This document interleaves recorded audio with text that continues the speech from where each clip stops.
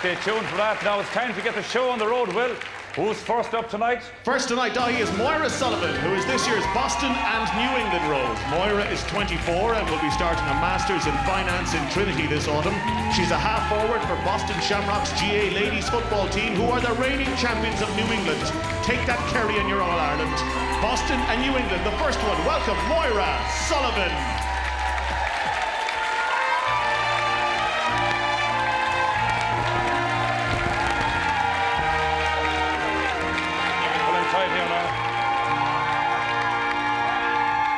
Is that the tune you were looking for during the week? Oh, it's a beautiful tune. I love that song. Leave it to Pat Kenny. He knows every tune in the world. Pat Kenny, he's the man. He is the man. And who are the people down here with you?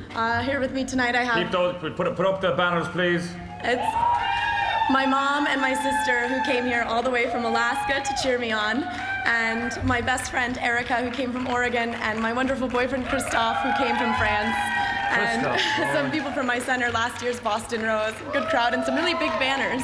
No, you are not from Boston, New England, though. Where are you from? Not originally. I'm from Alaska, originally born and raised. And when I was 17, I moved to New Hampshire, which is just north of Boston, to go to college. And then I moved to Boston right after. So I've been 8 years in New England, actually. I'm actually an adopted New Englander at this point. So there was no college or university on the West Coast that was good enough for you? You had to traipse across the country all the way to the other side? I just was very picky, I suppose. Oh, very picky. I had my eye on one college. And who was paying for all this pickiness? Me. You? Yeah, that would be me. Not anybody in the audience? Well, I suppose my mom and dad helped a bit. I suppose. I'd say mom and dad, I'd say you're broke for work. No, did you ever go hunting in Alaska?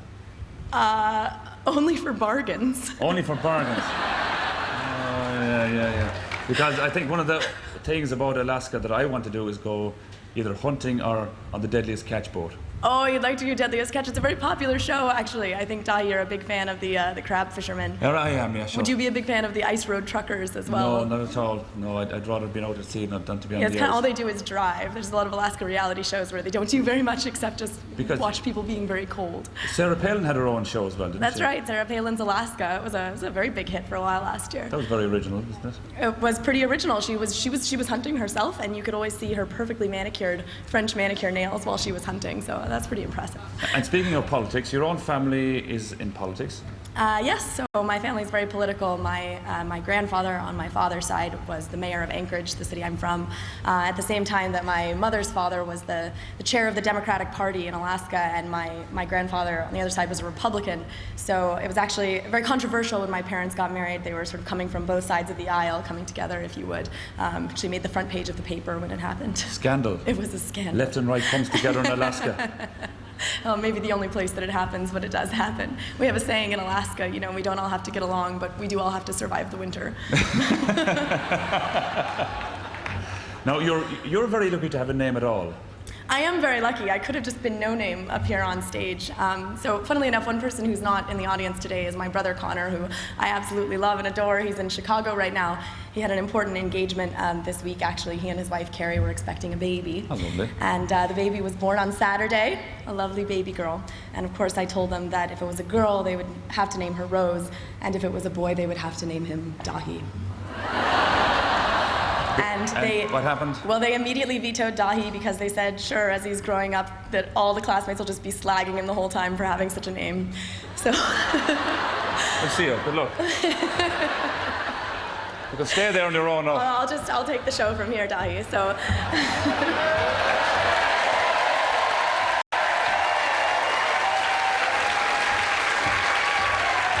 Oh, hasn't she this perfected as well?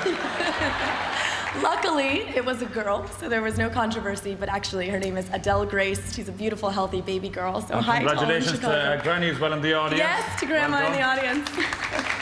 Someday, I might have a child called after me. So far, only a greyhound, but we won't go there. So when I was born, my parents were so sure that I would be a boy that they actually had no contingency plan. They had no name picked out if I was a boy. And when I was born, they started thinking my mom thought she would really like the name Bridget. And my father, true Irishman, thought he would really love the name Function. Function. Sounds like luncheon. Yes, it's spelled like luncheon. Okay. It's just with an F. And it's actually the name of a river in Cork. And he insisted this was a beautiful Irish name, but it's not like the mighty River Shannon or something. It's the River Funcheon. And when I talk to people from Cork, they've never heard of it either. So Is this an imaginary river or something? it very well could be. I'm not sure. I haven't confirmed. But this debate raged for 6 weeks. I had no name. I was just the baby for 6 weeks until finally my oldest brother, Tim, stepped in. He was a very big fan of the X-Men comic books, and he loved the character Moira McTaggart. And he said, we have to name her Moira. It's a great Irish name. And finally, everyone could agree. Once again, everyone coming together in Alaska. And here I am. So, Funcheon, you kissed a giraffe in Kenya. I did earlier this year. I don't even know what pictures they just showed here, but Don't worry, we're showing loads of them. oh, great, yeah, I've got some good ones of you too. Do I have to go again? So earlier this year, I spent a month in Kenya. I took off a month from work so I could volunteer with a microfinance agency, and it was a fantastic experience. I was there just outside of Nairobi in a rural village, working directly with women who were trying to start their own businesses and looking for financing to do so. And it was really an eye-opening experience. It was really great. And then, of course, at the end, I was romantically involved with a giraffe. Lovely. That's one way of putting it. And on that note, ladies and gentlemen, she is our Boston and New England Rose, Moira Funcheon Sullivan. Lovely.